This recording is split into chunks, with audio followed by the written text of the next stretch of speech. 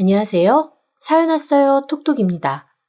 구독과 좋아요, 알림 설정 꼭 부탁드립니다. 그럼 오늘의 이야기 시작해 보겠습니다. 뒤늦은 도둑질에 날 새는 줄 모른다지요. 제가 딱 그랬습니다.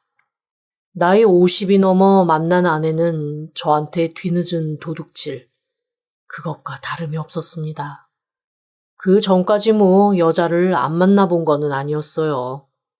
하지만 경제 상황이 넉넉하지 않고 생긴 것도 썩 잘생긴 건 아니고 그렇다고 부모님이 든든한 것도 아니어서 소위 경쟁력은 없었습니다.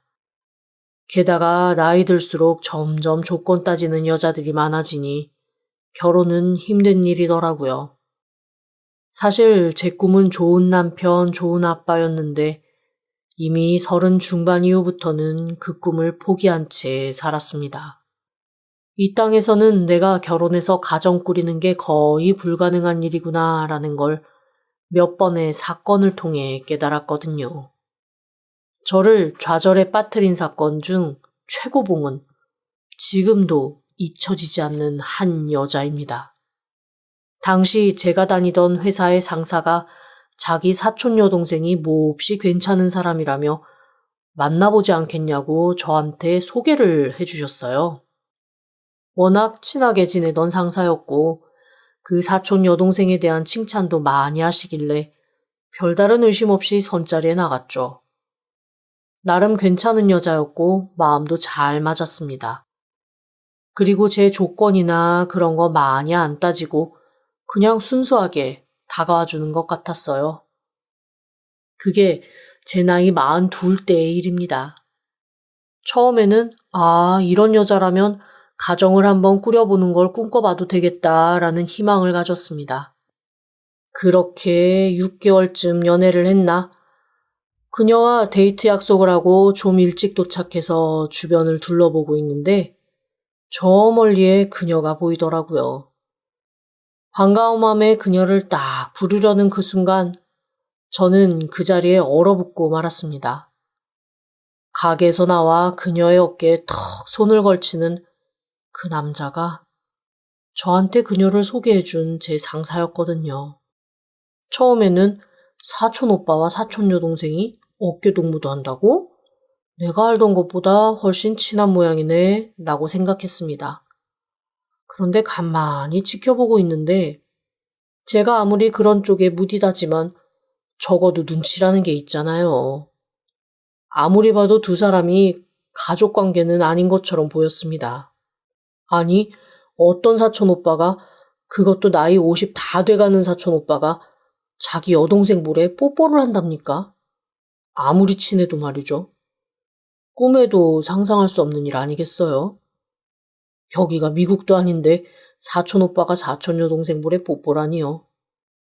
당황스러워 그 자리에서 꼼짝도 못하고 가만히 지켜보기만 했는데 숨어서 들은 둘의 대화는 저를 기함하게 만들었습니다. 제가 연애를 하고 결혼을 해도 되지 않을까라고 기대했던 딱 2가지 배경이 있는데 하나는 20년 동안 꾸준히 굴리고 굴려서 몇 달 뒤 만기를 맞이하는 적금 통장이고 또 하나는 몇백 대 1의 경쟁률을 뚫고 분양받은 아파트 입주 딱지권입니다. 난생 처음 내 집 마련, 처음에 계약금만 내고 나머지는 대출받아 착실히 갖고 있는 도중이었거든요.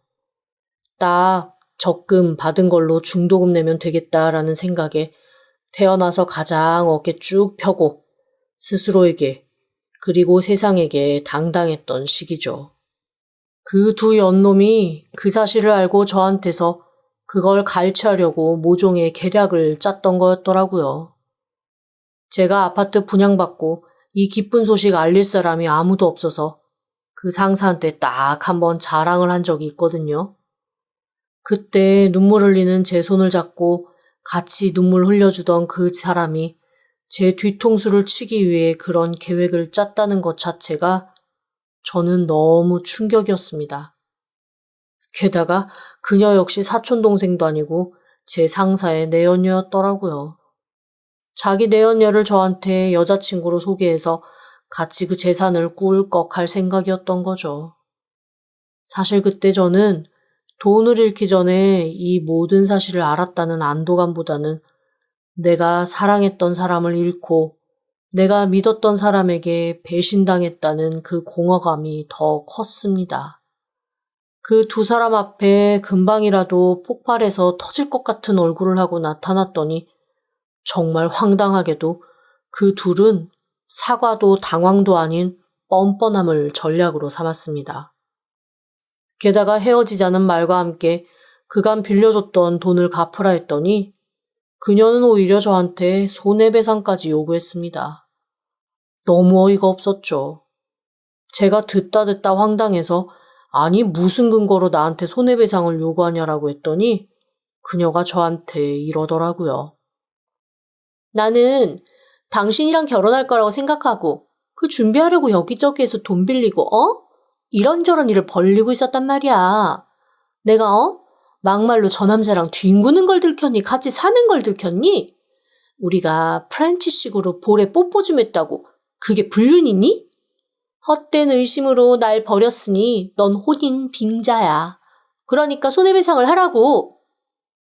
그 황당한 얘기를 얼마나 당당하게 하는지 오죽하면 그녀의 얘기를 들으면서 아주 잠깐 진짜로 내가 망상 같은 게 생겨서 혼자 이상한 생각을 하고 있는 건가라는 착각이 푹 올라올 지경이었습니다. 어쨌건 그렇게 그녀와 헤어지고 저는 2번 실망을 해야 했어요. 그녀를 저한테 소개해줬던 그 선배가 저를 은밀히 찾아와 몹시 민망한 얼굴로 더듬더듬 이러더라고요. 저기 상처받게 해서 미안한데 이 얘기는 내 마누라한테는 비밀로 해줘. 안 그래도 요즘 나 의심하고 있는데 지금 마누라한테나 잘못돼서 가정 깨지면 나 정말로 이도저도 안 되거든. 부탁 좀 해. 사실 그때까지는 몹시 무기력했습니다.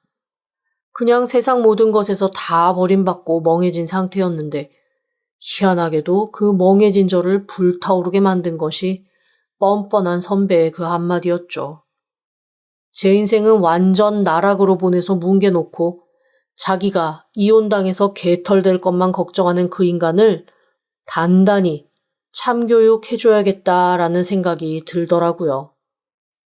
그래서 저는 제가 가지고 있던 모든 증거자료, 그리고 그녀가 뻔뻔하게 저한테 이것저것 변명하고 얘기할 때 녹음해뒀던 파일들, 그런 걸 싹 정리해서 얼굴도 한번 못 본 그 상사 아내에게 보냈습니다. 그리고는 바로 회사를 그만뒀죠. 풍문에 들려오는 소식으로는 그 상사의 아내분이 제가 다니던 회사 창업주의 딸이었다고 하더라고요. 제 전 회사 창업주가 처음에는 결혼하는 거 엄청 반대했다가 결혼 승낙 조건이 회사에서 절대 자기 사위라는 걸 밝히지 말라라는 거였어서 말도 못하고 그러고 있었던 겁니다. 그제야 왜 이혼당하게 되면 자기 완전 개털된다고 저한테 와서 민망한 얼굴로 부탁했는지 이해가 되더라고요. 조금만 버티면 그 회사도 자기가 물려받고 재산도 많이 챙겼을 텐데 배우자 유책 사유로 이혼을 하게 되니 이거야 원 제대로 재산이나 챙겨서 나았겠어요? 그 회사도 당연히 못 다니겠죠. 게다가 제 전 회사 창업주가 그 분야에서는 꽤 영향력이 있는 분이었거든요. 제가 일하던 분야가 넓다면 넓고 좁다면 좁은 분야인데 일할 자리는 많아도 다 서로 연결이 되어 있어서 한번 소문이 안 좋게 퍼지면 그 바닥에 버티고 있기가 힘든 그런 특수 분야입니다. 꽤 영향력 있는 창업주한테 찍히고 눈밖에 났으니 다른데 무난하게 취직해서 잘 다녔을 리가 만무하죠. 옛날 회사 동료들 통해서 그 상사가 저를 눈에 불을 켜고 찾고 있다는 얘기를 한번 건너 전해 듣긴 했는데 모든 것을 다 처음으로 되돌리고 싶은 마음에 저 그 분야에서 일하는 것도 그만두고 뒤늦게 완전 다른 곳으로 이직을 해버렸거든요. 당연히 경험이 없으니 연봉도 반토막 나고 일도 고됐지만 그냥 제가 아름아름 알던 사람들과 엮이지 않는 것만으로도 저는 충분하다는 생각이었으니까요. 그렇게 거의 마지막 여자가 완전 핵매각 포탄을 제 인생에 투하하고 저는 완전한 폐허가 되었습니다. 40 중반 넘은 쭈글거리는 노총각을 누가 눈에 들어하고 좋아해 주겠어요. 회사에 여자가 많기는 했지만 저한테 고운 눈길을 주는 사람은 단 한 명도 없었습니다. 꼭 연인으로서 남녀로서의 눈빛을 원한 것도 아니에요. 그저 인간 대 인간으로 조금 다정하게 대화라도 주고받고 싶은 게 제 마음이었는데 그것조차 곁을 주지 않더라고요. 외로운 섬처럼 고립되어 둥둥 떠다니는 나날이 계속되면서 저는 점점 메말라갔습니다. 그리고 마음 한편에 그냥 아무런 기대가 없어지는 나날이 왔죠. 그럴 때 제 앞에 어느 날 기적처럼 지금의 제 아내가 나타난 겁니다. 제 아내가 제 앞에 나타난 건 정말 하늘에서 뚝 떨어진 것처럼 급작스러웠어요. 처음에는 앞집에 이사를 온 이웃으로 만났습니다. 이사를 와서 한두 번 마주쳤을 때는 저에 대한 눈빛이 역시나 곱지는 않더라고요. 제가 인상이 그렇게 잘생기거나 따뜻하지가 않으니까 늘 처음 저를 보는 사람들은 약간 경계하는 눈으로 보곤 합니다. 그 오래된 사찰이나 고궁 같은 데 가면 들어가는 입구에 4대 천왕 그림 그려져 있잖아요. 저 그거 닮았다는 소리 종종 들었거든요. 몸집도 네모난 돌덩이 2-3개 쌓아놓은 것 같고 얼굴도 우락우락하니 당연히 첫눈에 호감 가는 인상은 아니죠. 그래서 그런 눈빛이 좀 익숙하긴 합니다. 그런데 앞집으로 이사와서 몇 번 눈인사하던 그 여자를 회사에서 마주치게 된 겁니다. 너무 놀라서 저도 모르게 하면서 쳐다봤더니 그제야 그 여자가 처음으로 쌩끗 웃더라고요. 같은 회사일 줄은 몰랐네요. 어느 부서에서 일하세요? 아, 저는 기획하고 총무 쪽에서 일하고 있어요. 들어오신 지 얼마 안 됐나 봐요. 처음 뵙는데. 아, 네. 입사한 지 한 달도 안 됐어요. 아직 낯설어서 이것저것 배울 게 많네요. 그래도 이웃사촌인데 많이 도와주세요. 처음에 주고받은 대화는 짧고 간단했습니다.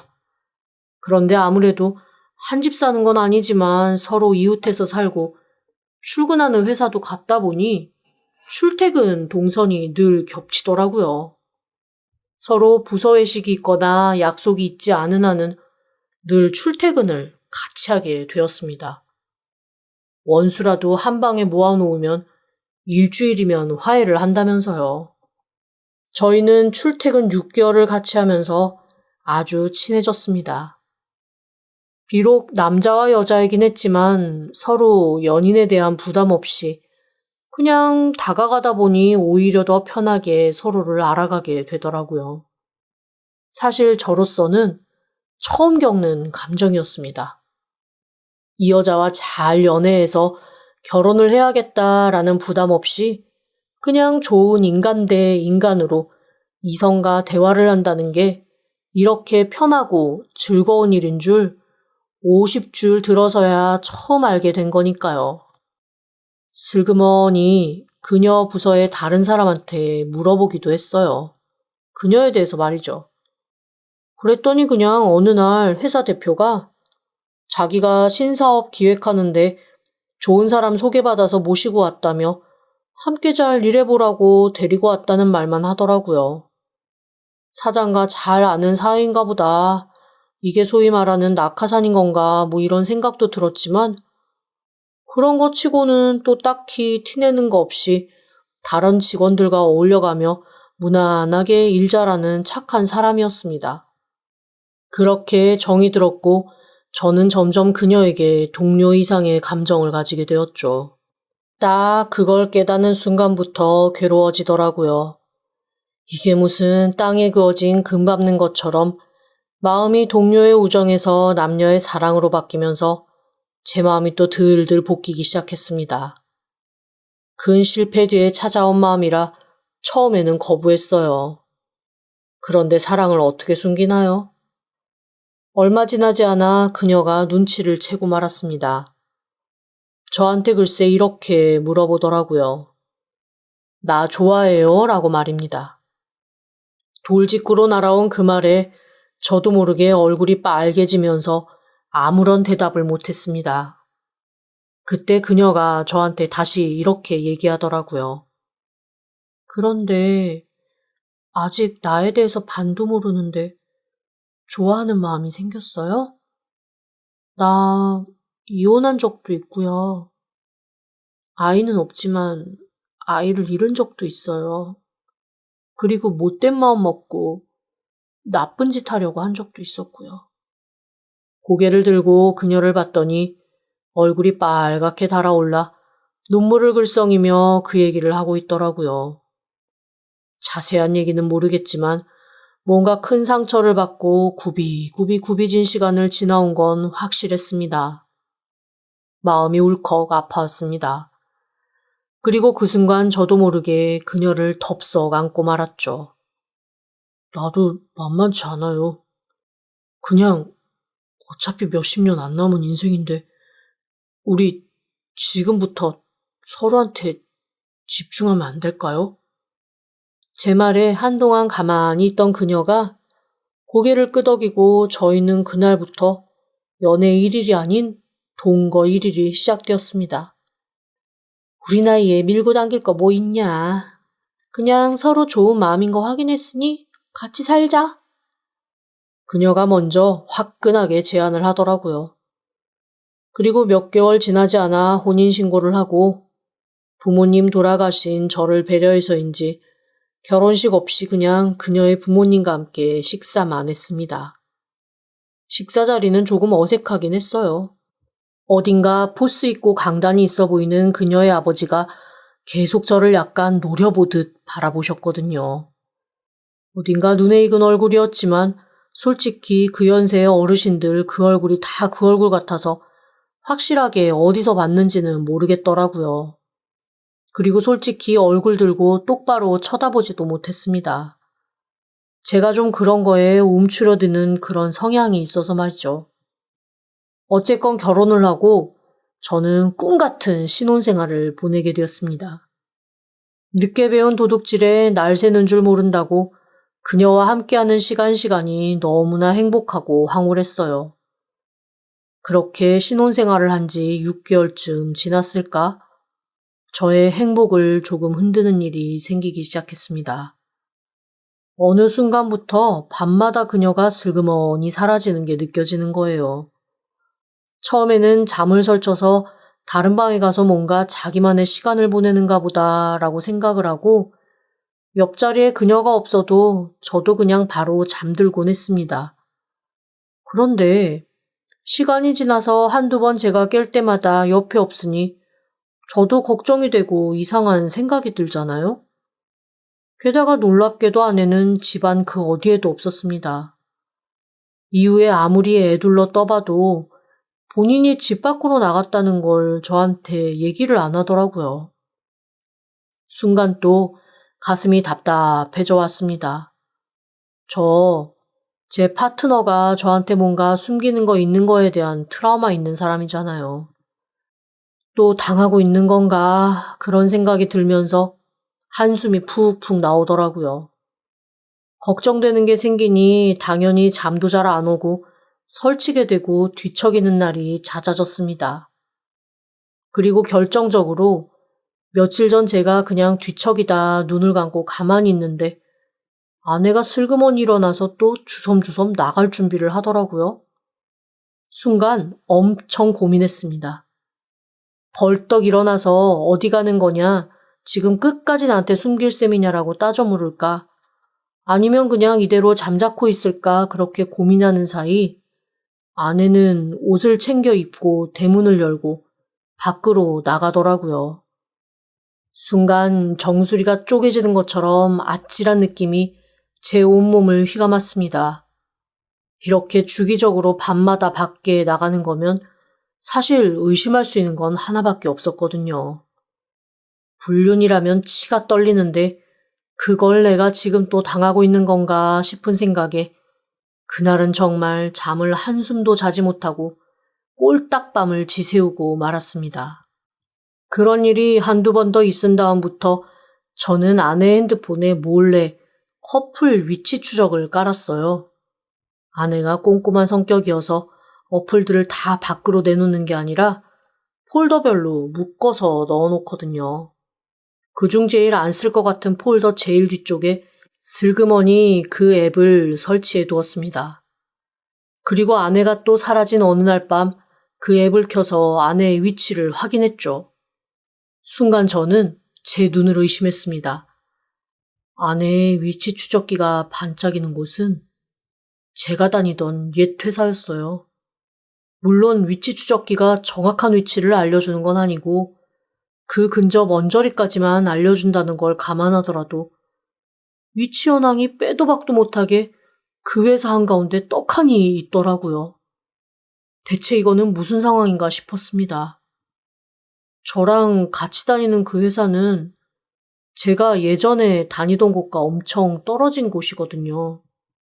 갑자기 마음이 복잡해져 왔습니다. 그 후 몇 날 며칠을 고민했습니다. 아내한테 물어볼까 아니면은 옛날 회사 사람한테 전화라도 해볼까라고 말이죠. 그런데 그것도 웃기잖아요. 회사 나갔는데 갑자기 전화해서 너희 회사에 밤마다 어떤 여자가 드나들지 않냐고 물어보면 누구라도 저를 미친놈 취급하지 않겠어요? 그 생각이 들면서 혼자 끙끙 앓다가 그래도 제가 어떤 근거 자료 없이 아내를 추궁하는 것보다는 한번 미친놈이 되는 게 낫겠다는 생각이 들었습니다. 그래서 옛날 회사에 전화해서 그나마 친하게 지냈던 동기 녀석하고 저녁에 술 한잔 하기로 했죠. 동기 녀석 표정이 너무 안 좋더라고요. 회사에 무슨 일 있냐라고 했더니 한 번도 회사에 직접 나타나지 않았던 창업주가 최근 들어 계속 회사에 나와서 사람들을 들들 볶고 있다는 겁니다.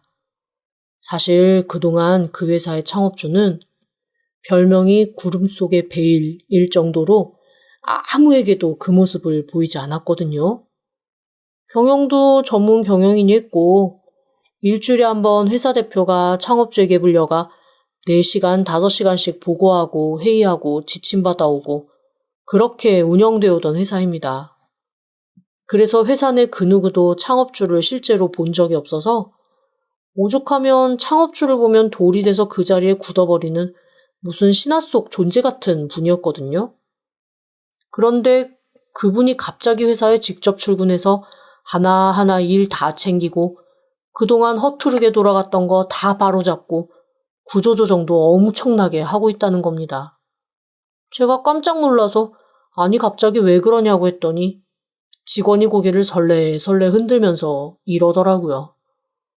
아마 이때까지 우리 회사 대표가 이래저래 빼돌린 돈 꽤 많다는 거 알아낸 것 같아. 창업주 몰래 슬그머니 회사 돈 많이 착복하고 그랬잖아. 그래서 이번 기회에 아주 단단하게 바로잡고 직접 경영, 그리고 경영승계 이런 거 할 모양이야. 어우, 요즘에 회사가 아주 뒤숭숭해. 반반이지 뭐. 이제야 회사 제대로 돌아가겠다고 드디어 일할 만난다고 하는 사람들이랑 그동안 줄 잘 타서 편하게 일했던 사람들은 뭐 언제 잘릴지 몰라 전전긍긍하고. 솔직히 나는 반반이었잖아. 그래서 지금 힘들기도 하고 뭔가 희망도 있고 하여간 나도 복잡해. 그 얘기를 들으면서 갑자기 저는 제가 한동안 잊으려고 몹시 애썼던 그 제 상사가 생각이 났습니다. 상사가 맨날 술만 먹으면 저한테 주정처럼 그랬었거든요. 창업주가 엄청 무서운 사람인데 한 번 마음먹으면 나라도 바꿀 사람이라고 말이죠.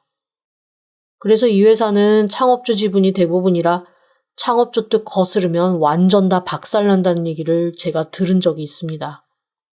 그 상황이 벌어진 것 같더라고요. 제 의문은 더 커지기 시작했습니다.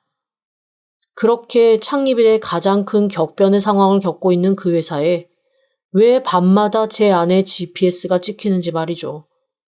이거는 실제로 제가 보고 혹은 듣고 설명을 듣지 않으면 안 될 것 같다는 생각이 들었습니다. 결국 고민에 고민을 거듭하다가 며칠 뒤 아내가 또 슬그머니 일어나 사라지고 나서 1시간 정도 뒤 가만히 GPS를 켜고 아내의 위치를 따라갔습니다. 역시나 제가 예전에 다니던 회사더라고요. 회사는 몹시 어두웠습니다.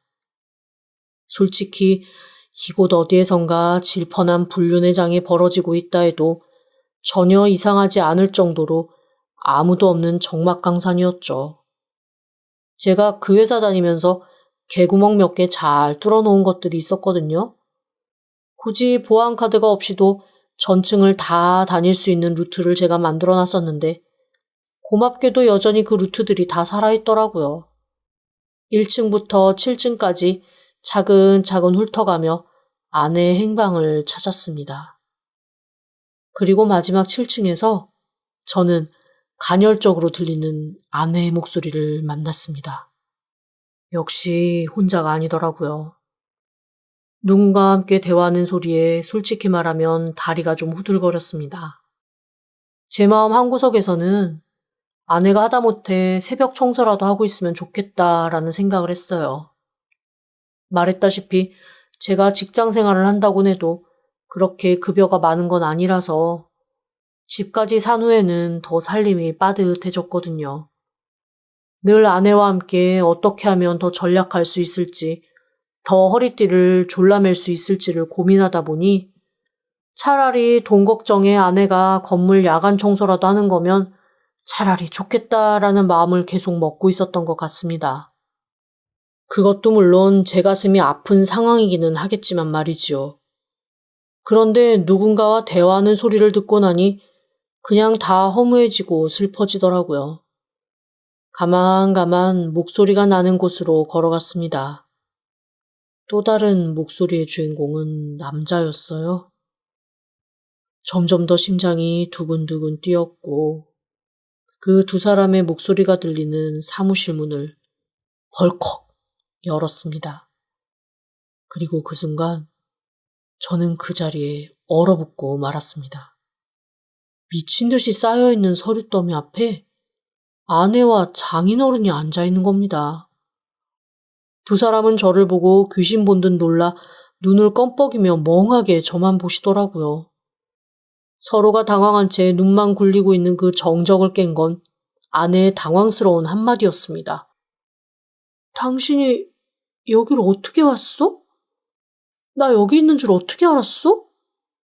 너무 당황스러우니까 거짓말도 생각이 안 나더라고요. 마치 자백하는 주사를 맞은 사람처럼 저도 모르게 줄줄 그 앞에서 그간에 있었던 일을 털어놓기 시작했습니다. 아내가 자꾸만 사라져서 마음이 힘들었던 얘기, 그렇게 해서 GPS 윗줄 추적기 깐 얘기, 옛날 회사 동료한테 물어보기까지 하고 그러다가 오늘 결국 여기까지 찾아오게 됐다는 얘기까지 숨김없이 다 털어놓고 말았죠. 얘기가 끝나자 갑자기 파한대소를 터트린 건 장인어른이었습니다. 그러면서 이렇게 말씀하시더라고요. 돌멩이 이어놓은 것처럼 생겨가지고 머리도 안 돌아가는 놈인 줄 알았더니 그래도 꽤 여우 같은 생각에 도끼 같은 짓을 하는구나. 이게 무슨 상황인가 싶어 아내에게 다시 물었습니다. 이게 무슨 상황이야? 나 지금 좀 혼란스러워. 그러자 아내가 한숨을 푹 쉬면서 저한테 그러더라고요. 일단 집으로 가 있어라. 자기가 집에 가서 다 설명하겠다. 지금은 조금 곤란하고 시간도 애매하다라고 말이죠.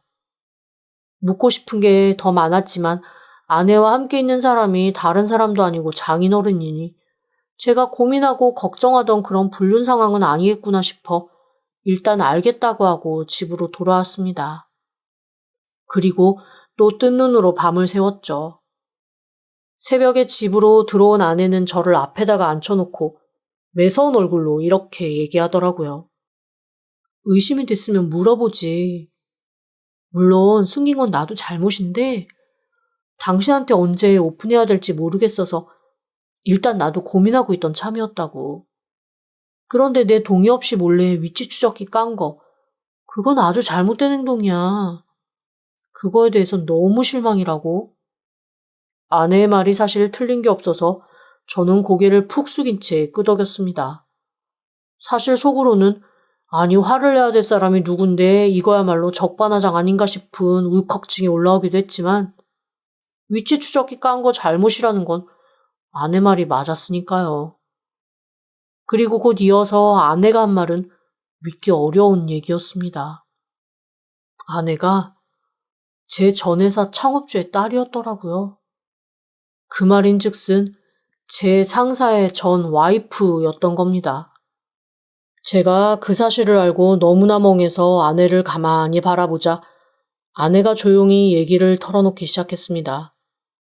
오랫동안 아이를 가지려고 애를 썼는데 뒤늦게 아이가 생기고 나는 정말 아이한테만 집중하면서 집에 틀어박혀 있었어. 그리고 그 즈음에 그 인간이 바람피고 있다는 사실을 알게 된 거야. 배신감에 마음고생을 했더니 아이가 떠나더라고. 내 평생 소원은 아이였는데 그 아이를 잃고 나니 제정신이 아니었어. 그렇게 약간 미친 사람처럼 몇 달을 지냈는데 어느 날 당신 남편의 후회입니다 라는 쪽지와 함께 온갖 자료들이 날아오더라. 나 사실 스스로 세상을 저버릴까도 생각하던 참이었는데 그 자료를 보니까 갑자기 전이가 불타오르더라고. 그 길로 아주 빤스까지 탈탈 벗겨서 내쫓고 그렇게 조금씩 정신을 차렸어. 그랬더니 아빠가 그러시더라고. 이제 더 이상 아이에 대한 집착 버리고 내 인생 찾으라고. 그리고 경영수업 받아라. 회사 물려주마. 라고 말이야. 그런데 내가 결혼 전에야 일을 쭉 했었지만 결혼하고 나서 근 20년을 아이한테만 매달리며 일을 안 했는데 당장 그 회사 들어가서 후계자네 할 순 없잖아. 그래서 이 회사 저 회사 다니면서 경험 쌓으려고 했던 거지. 당신을 만난 건 진짜 우연이었어. 나한테 그 서류 보내준 남자라는 것도 시간이 좀 지난 다음에 알았고 처음엔 원망도 했어. 내 인생을 구해준 고마운 사람이긴 하지만 그걸 안 보내줬으면 그냥 또 모르는 척 내가 살지 않았을까라는 생각도 한두 번은 했거든. 그러다가 점점 당신이 진짜 좋아지고 진가를 알게 되고 그 다음부터는 더 고민이 되더라고. 내가 그 인간의 아내였다라는 사실을 언제 말을 해야 되나? 끝까지 모르고 갈 수도 있나? 그런 생각들이 나를 괴롭히기는 했어. 아내의 고백을 들으면서 마음이 착잡해져 왔습니다. 그리고 한편으로는 이 큰 비밀을 혼자 떠안고 사느라 힘들었겠다라는 생각도 들어서 그냥 말없이 아내의 등을 토닥토닥 해줬죠. 그랬더니 아내가 눈물을 글썽이며 이렇게 얘기하더라고요. 몇 번이고 말하고 싶었어. 그런데 자꾸만 타이밍을 놓치고. 게다가 결정적으로 아빠가 2년 안에 회사 싹 정리한 후에 물려줄 테니 밤마다 나와서 아빠한테 제대로 인수인계 받으라고 하시는 거야. 직원들이 알면 곤란하다고. 당신한테 말해야 될 게 쌓여가고 숨기는 게 많아질수록 힘들었지만 원래 당신 한 번 자면 골아 떨어지는 사람이니까 일주일에 2번 정도 몰래 밤에 나갔다 오는 거 안 들킬 줄 알았지 뭐. 한꺼번에 너무 많은 이야기가 흘러들어오니 정신이 없더라고요. 아내는 제 손을 잡고 말했습니다. 이제 숨기는 거 하나 없으니 자기를 좀 도와달라고 하더라고요. 어느 정도는 회사 일이 파악되기는 했는데 혼자 하기는 좀 무섭고 힘들 것 같다나요? 그러면서 장인어른도 저에 대한 신뢰가 많이 쌓여 있으니 본격적으로 같이 회사를 물려받을 준비를 하자고 하더라고요. 그날 이후 제 인생은 완전히 바뀌었습니다. 뭐랄까, 도망치듯 달아난 회사로 금이 환영한 느낌이랄까요? 남아있는 직원이 많지는 않았지만 예전에 저를 알던 몇 직원들이 너무 충격을 받아서 입을 다 뻐끔거리며 놀라는 게 미안하기도 하고 웃기기도 했습니다. 여튼 저는 요즘 다시 옛 회사로 돌아가 새롭게 일을 하는 중입니다. 아내와 장인어른과 함께 제대로 된 좋은 회사를 만들어 보려고요. 아, 제 뒤통수를 쳤던 아내의 옛 남편은 제 소식을 듣고 3일 내내 술독에 빠져 있었다고 하더라고요. 남 얘기 전하기 좋아하는 수다스러운 동료가 은근히 전해준 소식입니다. 여튼 저는 요즘 생에 가장 열정적이고 바쁜 나날을 보내고 있습니다. 그리고 그 시간에 아내가 함께해서 너무 기쁘고 감사해요. 앞으로 계속 이렇게 행복했으면 좋겠네요. 진심으로요. 지금까지 들어주셔서 감사합니다. 구독과 좋아요, 알림 설정은 사연 왔어요 톡톡에게 큰 힘이 됩니다. 지금 바로 구독 부탁드립니다. 그럼 다음 사연으로 또 찾아오겠습니다. 감사합니다.